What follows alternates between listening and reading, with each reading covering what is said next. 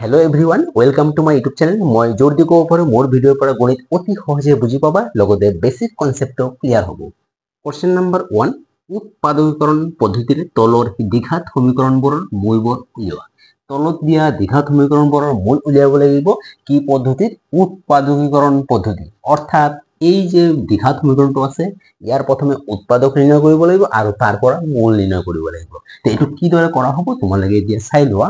আমি দেখা পাইছো যে এইটো দ্বিঘাত সমীকৰণত ৰুট থকা সংখ্যা আছে। তো আমি প্ৰথমে কি কৰিম এই x স্কয়াৰৰ লগত যেটো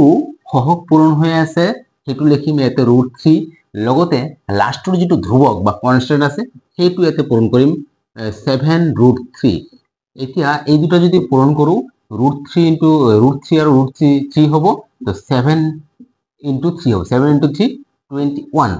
এই 21 টুক আমি ভাঙিব লাগিব অর্থাৎ ইয়াৰ ফ্যাক্টরস উলিয়াব লাগিব। তো এটো দেখা পাইছো 3 7 * 21 তো 71 এই কেটাই আৰু বেলেগ নাই। আমি ইয়াৰ পৰা দুটা গ্ৰুপ তৈয়াৰ কৰিব লাগিব। তো মই এই প্ৰথমটো এটা গ্ৰুপত লব পাৰো 3 আৰু থাকিব এই 7 আৰু 1 পূৰণ কৰিলে 7। এতিয়া চাব লাগিব এই 3 আৰু 7 দি মাজৰ 10 পাওনে নাই। যেহেতু লাষ্টৰ সংখ্যাটোৰ আগত প্লাস আছে আমি প্লাস কৰি 10 পাব লাগিব। চাও 3 + 7 = 10 পাইছো। তেতিয়া মানে আমি 10 ৰ জায়গা 3 + 7 লিখিব পাৰো। তো এতিয়া আমি জাস্ট এনেকে লিখিম √3x² প্লাস 10 ৰ ঠাইত লিখিম 3 + 7 10 ৰ লগত x পূৰণ হৈ আছে ইয়াতো x পূৰণ হ'ব প্লাস 7√3 = 0। এতিয়া ব্ৰেকেটটো গুছাই দিলে আমি পাম √3x² প্লাস 3 হ'ব লগতে x মাল্টিপ্লাই হৈ আছে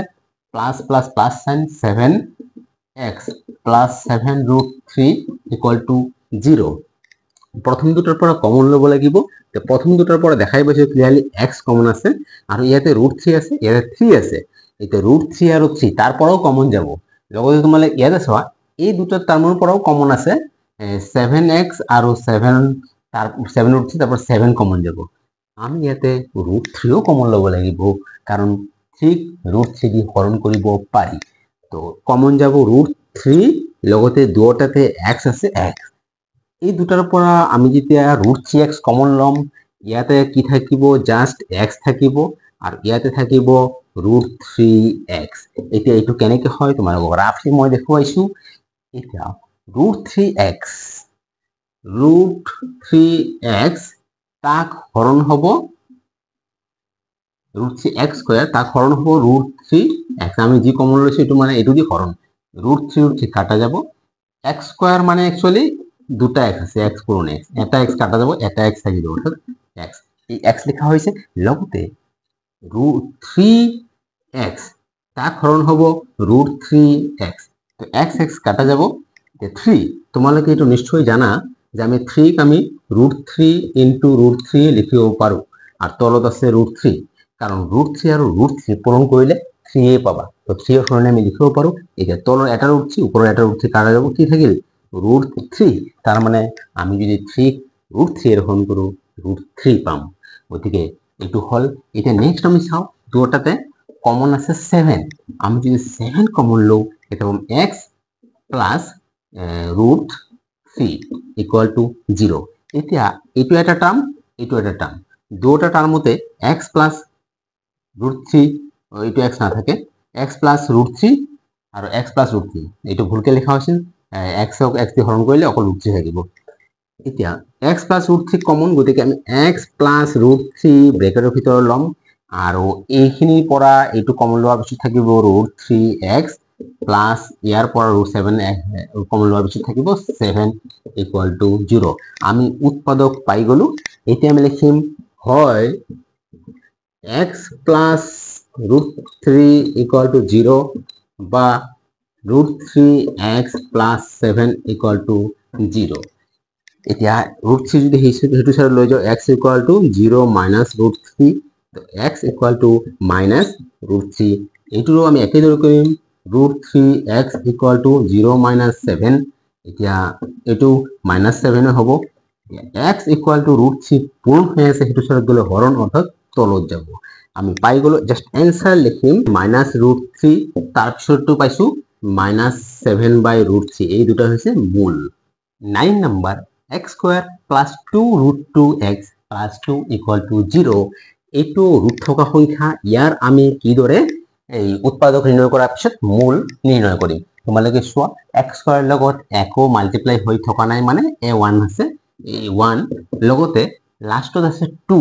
এই 2 পূৰণ কৰাৰ পিছত 2 পাম এতিয়া 2 উৎপাদক কি হ'ব আমি এনেকৈ লিখো 2 * 1 2 আৰু বেলেগ নাই তেতিয়া হলে আমি ইয়াতে পাইছো কি 2 আৰু 1 2 আৰু 1 ৰ পৰা আমি উলিয়াব লাগিব 8 কিন্তু কেনেকৈ পাম প্লাস কৰি পাম কাৰণ ইয়াতে এই 2 ৰ আগত প্লাস সাইন দিয়া আছে তোমালোকে এতিয়া চোৱা 2 ৰুটটো আমি কেনেকৈ পাম যেহেতু 2 = 2 * 1 একচুয়ালি 2 * 1 টো আমি কেনেকৈ লিখিব পাৰো 2 ক আমি লিখিব পাৰো √2 * √2 * 1 কাৰণ √2 * √2 এই দুটা পূৰণ কৰিলে 2 এ পাম এতিয়া ইয়াৰ পৰা আমি গোট তৈয়াৰ কৰিম যাতে আমি হেতু পাও এটা চাই লোৱা মই এটা গোটত লিখিলো এই √2 আৰু এটা গোটত বাকি 1 * √2 হেতু √2 হ'ব তোমালোকে চোৱা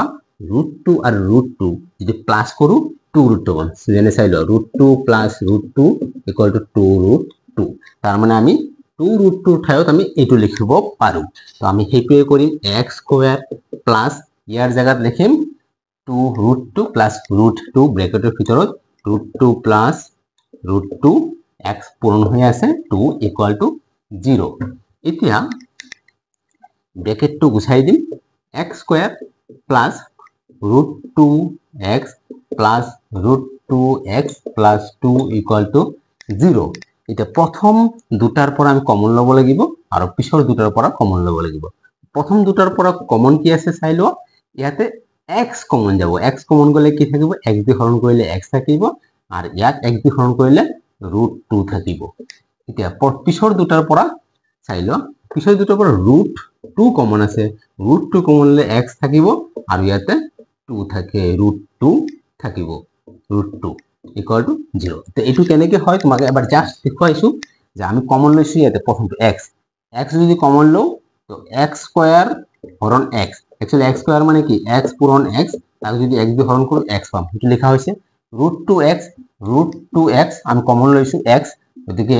x কাটিলে কি থাকিব √2 এটো লেখা হল এতিয়া সব পিছৰ দুটা √2x ৰ পৰা √2 কমন লৈছো তো √2x কমন লৈছো আমি √2 কাটা যাব x থাকিব তাৰ পিছত এইটো 2 আমি কমন লৈছো √2 এতিয়া 2 মানে কি एक्चुअली 2 মানে আমি লিখিব পাৰো √2 পূৰণ √2 তো আমি কমন লৈছো √2 তো এটা √2 কাটা যাব এটা √2 থাকিব এইটো হৈছে ক্যালকুলেশন এতিয়া আমাৰ মেইন কামখিনি হৈ গল আমি এতিয়া দেখা পাইছো এই দুটা টার্মত কমন কি আছে x + √2 তো x + √2 যেহেতু দুটাতে আছে কমন লোৱাৰ পিছত ইয়াতে থাকিব x আৰু ইয়াতে থাকিব +√2 = 0 এতিয়া দুটা পূৰণ অৱস্থাত আহিল মানে উৎপাদক পাই গলো এতিয়া আমি লিখিম হয় x + √2 = 0 বা x + √2 = 0 এতিয়া √2 যদি হেতু সাইডত শিফট কৰো 0 - √2 = কি হ'ব -√2 এ হ'ব x = আর এইটো একে x = হ'ব -√2 তো আমি দুটা ৰুট বা মূল পাই গলো এখানে आंसर লিখিম এটা হৈছে -√2 আৰু এটা হেতু হৈছে -√2 এই দুটা হৈছে এই উৎপাদকটোৰ দুটা মূল 10 নম্বৰ কোশ্চেন তোমালোকে এটো মন কৰা ইয়াতে আমাক যি টাৰ্মস বিলাক দিয়া আছে টাৰ্মসটো সজোৱা নাই তাৰ মানে প্ৰথমে থাকিব লাগিব x² থকা পদটো প্ৰথমে থাকিব গতিকে আমি এটো অলপ এৰেঞ্জ কৰি লও -3x² প্ৰথমে আহিব পিছত x থকাটো x থকা হৈছে +14x আর লাস্টত থাকিব ধ্রুবক বা কনস্ট্যান্ট নাম্বার যার লগত কোনো ভেরিয়েবল বা চলক না থাকে এতিয়া এইটোৰ পৰা আমি মূল উলিয়াব লাগিব প্ৰথমে উৎপাদক নিৰ্ণয় কৰিব লাগিব এতিয়া x² লগত পূৰণ হৈ আছে 3 আৰ 5 এৰ লগ এটো 5 3 আৰু 5 পূৰণ কৰিলে হ'ব 15 এতিয়া 15 তাৰ আমি ফ্যাক্টৰস ফাইন্ড কৰিম 3 5 যা 15 আৰু